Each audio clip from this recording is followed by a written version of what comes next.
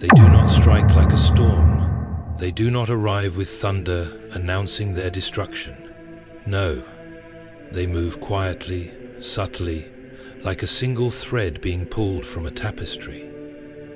At first, nothing seems different, but then slowly, piece by piece, what was once whole begins to unravel. Wherever they go, division follows. Friendships fracture, families turn against one another. Peace evaporates, replaced by suspicion, by unspoken tension, by arguments that seem to appear out of nowhere. And yet they stand in the center of it all, untouched, as if none of it concerns them. They will never admit to being the source of chaos. They will act surprised, confused. They will insist that they were only trying to help, that they never intended to cause harm, but the pattern is always the same. The relationships that were once solid are suddenly unstable. The places that once felt safe are now filled with discord, and the only common thread is them. The troublemaker plants seeds of strife. Gossip separates the best of friends. Proverbs 16:28. They do not need to destroy anything with their own hands. They simply introduce doubt. A whispered word, a raised eyebrow, a small, seemingly harmless comment that lingers in the air like poison, unnoticed at first until it begins to take effect. For God is not a God of disorder, but of peace. 1 Corinthians 14:33. Wherever the Spirit of God dwells, there is unity, there is restoration, there is reconciliation. But these people, they do not mend, they tear. They do not heal, they wound. And the chaos they bring is not accidental, it is intentional. Look closely. Do they ever truly bring peace, or does strife seem to follow them like a shadow? Have you noticed how people who once trusted each other now look at one another with suspicion? How those who once stood together now find themselves on opposite sides of a war they do not even understand? This is no coincidence, this is a spirit, and those who carry it thrive in destruction. Whoever digs a pit will fall into it. If someone rolls a stone, it will roll back on them. Proverbs 26 verse 27. The wise recognize the pattern before it is too late. The wise do not entertain those who bring confusion and call it wisdom. The wise do not allow themselves to be used as tools in a battle they never agreed to fight. If someone in your life is turning order into disorder, unity into division, peace into strife, be warned, because where they walk, chaos will always follow. At first, it feels like love. It is warm, consuming, intoxicating. They speak words that sound like devotion. Their attention is fierce, their presence overwhelming. You feel chosen, special, seen. And then, slowly, the weight begins to settle. What once felt like affection now feels like chains. Their kindness comes with conditions. Their approval becomes something you must earn. You begin to notice that their love is not a gift. It is a contract, an invisible agreement you never signed, yet one you are bound to. Their tongue is a deadly arrow. It speaks deceitfully. With their mouths they all speak cordially to their neighbors, but in their hearts they set traps for them. Jeremiah 9:8. At first you do not want to believe it. After all, they care about you, don't they? They are protective, involved, always present. But look closer. Love should build you. Love should strengthen you. Love should make you freer, not smaller. And yet, with every passing day, you feel yourself shrinking. You find yourself walking carefully, measuring your words, avoiding anything that might displease them. You adjust, you bend, you mold yourself into what they want, because their love is not something you can simply receive. It is something you must work for, something you must constantly prove yourself worthy of. The righteous choose their friends carefully, but but the way of the wicked leads them astray. Proverbs 12:26. Love should never feel like a trap.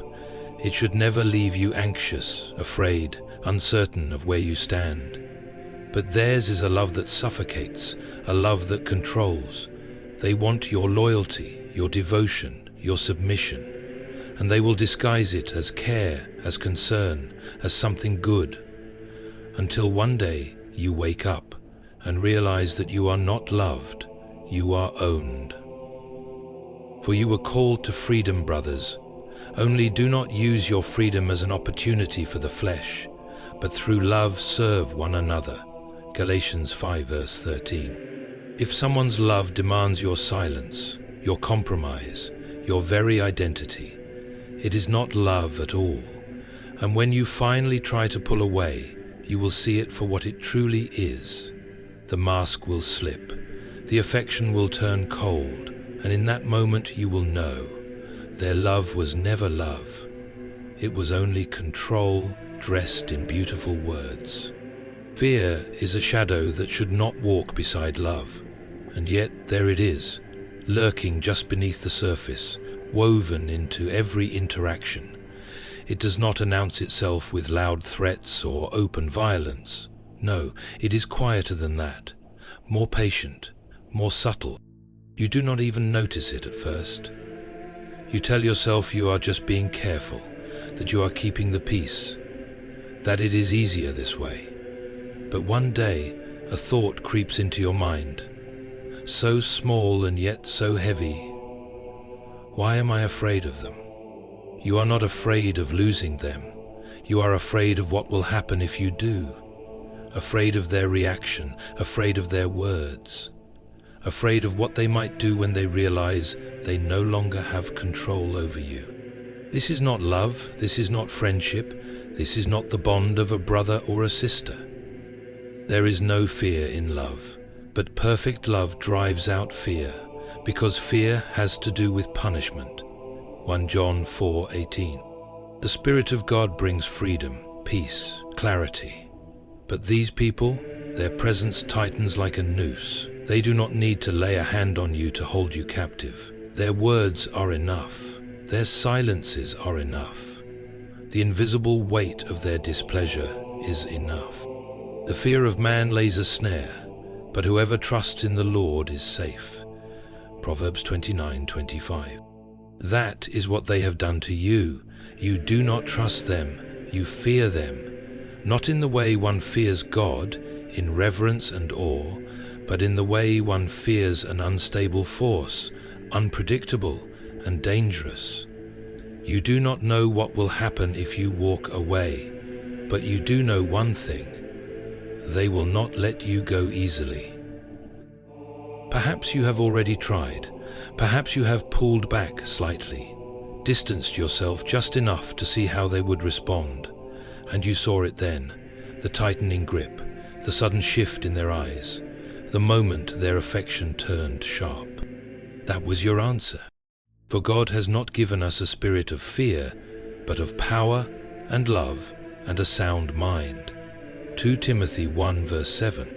If someone in your life makes you feel like you are walking on glass, like your next step could bring wrath upon you, then hear this now. They were never sent to love you. They were sent to bind you, and the only way to break free is to let go without looking back. There is always a moment when the mask slips. For a long time, they have played their role well. They have smiled at the right moments, spoken the right words, worn the right face. They have blended in, made themselves indispensable, wrapped themselves around your life so tightly that you almost forgot to question them. But then something happens. A shift, a crack, a flicker of something behind their eyes. Too quick, too unnatural, gone before you can fully process what you saw. And yet, for that single moment, you know. They are not who they pretend to be. Even Satan disguises himself as an angel of light. 2 Corinthians 11:14. It does not always happen in a grand, dramatic revelation. Sometimes it is in a moment of anger, when they say something they cannot take back. Sometimes it is in the way they look at you when they think no one is watching, cold, calculating, inhuman. Sometimes it is in the way your spirit recoils, unbidden, as if something deep inside you has finally recognized what your mind refused to see. And once you have seen it, you cannot unsee it. You will try to rationalize it. You will tell yourself it was nothing, that you imagined it, that you are being dramatic. But the feeling will not leave you. The air around them will feel different now. The charm, the warmth, the familiarity. It will all seem like an illusion, and deep down you will realize that it always was. His speech is smooth as butter, yet war is in his heart. His words are more soothing than oil, yet they are drawn swords. Psalm 55:21. They will sense it. They will know you have started to see them for what they are, and they will try to pull you back in. They will switch between kindness and cruelty, affection and manipulation, weaving their trap tighter in a last attempt to keep you blind. Do not fall for it. They sharpen their tongues like swords and aim cruel words like deadly arrows. Psalm 64:3. When the mask slips, that is your warning, that is your signal, that is your escape. Run. Do not explain, do not wait for more proof, do not give them another chance. Because once you have seen what lies beneath, the only question that remains is, how much longer will you pretend you haven't? There are things in this world that move unseen, things that slip through the cracks of daily life unnoticed. They do not arrive with warning signs. They do not announce themselves. They come disguised, wrapped in familiarity, cloaked in charm, speaking with voices that sound like friends, like mentors, like lovers. You have met them before. You have felt their presence, even if you did not recognize it at first. At first it is subtle, a heaviness when they speak, a quiet exhaustion that lingers after they leave. You feel drained, but not in a way that rest can fix. You begin to notice that after spending time with them, you feel less alive, less hopeful, less yourself. Something is missing, something has been taken, but you cannot quite explain what or how. They have not attacked you outright, they have not harmed you physically, yet somehow they have left you diminished. Evil does not always strike. Sometimes it erodes. It does not need to wound if it can wear you down. It does not need to destroy if it can simply drain. The thief comes not only to steal and kill, but also to diminish, to take the light from your eyes, the strength from your spirit, the fire from your faith. You were strong before you met them. You had clarity before they entered your life. And now you are uncertain. You are weary. You are questioning things you once knew to be true. They do not lie outright. That would be too obvious. Instead, they distort. They twist. They take truth and bend it just slightly, just enough to make you doubt what you once knew for certain. Did God really say? Are you sure? Maybe you misunderstood. Maybe you're overreacting. Maybe you're being too harsh, too sensitive, too judgmental. The serpent's first weapon in the garden was not a sword. It was a question, and those who carry his voice into the world still whisper it today. They rewrite your reality so subtly that you do not even realize it is happening. You defend things you once opposed. You hesitate where you once stood firm. You excuse behavior you once recognized as evil. And slowly, the truth becomes something flexible, something blurry, something you no longer trust completely. Wherever they go, peace unravels. Friendships collapse, families divide, the air shifts when they enter a room. Something feels heavier, conversations feel tenser, joy feels dimmer. People fight when they should be laughing, doubt spreads when there should be faith. But it is never direct, never obvious. Just a small comment, a slight nudge, a whisper of discontent where there was none before. They do not need to raise a hand to break something. They only need to introduce discord. They are drawn to order because they desire to destroy it. They plant seeds of suspicion, of division, of quiet unease, and they do it so naturally that no one even notices where the shift began. They never take responsibility for the destruction left in their wake. They act innocent, they act surprised, and the ones who are blind to their influence will blame everything except the one who caused it. Their love is a trap. At first it feels warm, safe, intoxicating. They charm, they praise, they offer something that feels like affection. But there is a weight to it, a pull, a quiet demand for something in return. Their love requires bending, compromising, self-betrayal.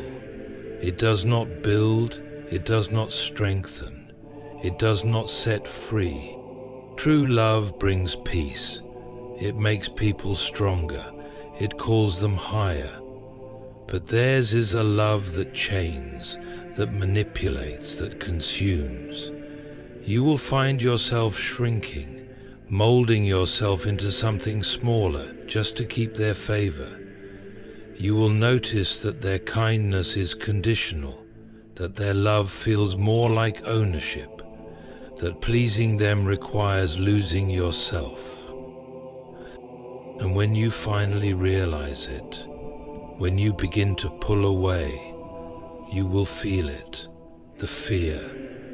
Not love, not longing, not sorrow, but fear. A quiet, gut-wrenching dread at the idea of leaving. Not because you love them, but because you are afraid of what will happen if you do. Love does not hold people captive. Love does not require submission out of fear. The people of God bring peace, bring freedom, bring light. But those who serve darkness, they ensnare, they entangle, they weave webs so tight that even the thought of escaping feels like suffocation. You will hear a voice whispering that you need them, that you are nothing without them, that leaving will destroy you, but that is a lie, a trick, because freedom was never supposed to feel like fear.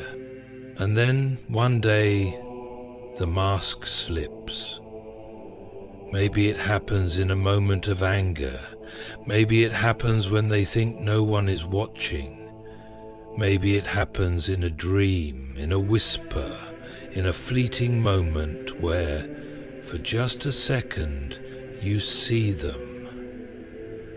And what you see is not human. And when that moment comes, run. Not every battle is fought with swords. Not every enemy comes with a warning. The enemy has always walked among us, smiling, blending in, waiting. The signs are there for those who have eyes to see. And when the veil lifts, when you realize that what you once called a difficult person is something far darker, do not hesitate. Pray, rebuke, leave, because one thing is certain, they were never meant to stay in your life.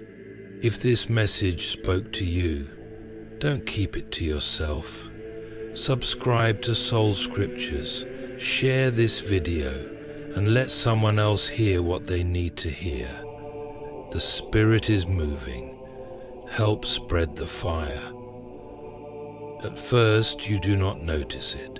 It is subtle, like a slow leak in the foundation of a house.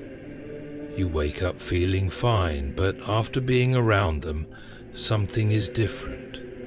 You are tired, not just physically but deeply, in a way that rest does not seem to fix. The world feels heavier, like the color has been drained from it. Your thoughts are clouded. Your prayers feel hollow. The joy you once carried so easily now feels like something you have to fight for. You tell yourself it is just stress, just life. But then it happens again and again, and you begin to wonder, why do I always feel worse after being around them? This is no ordinary exhaustion. This is not the fatigue of a long day or the weight of normal struggles.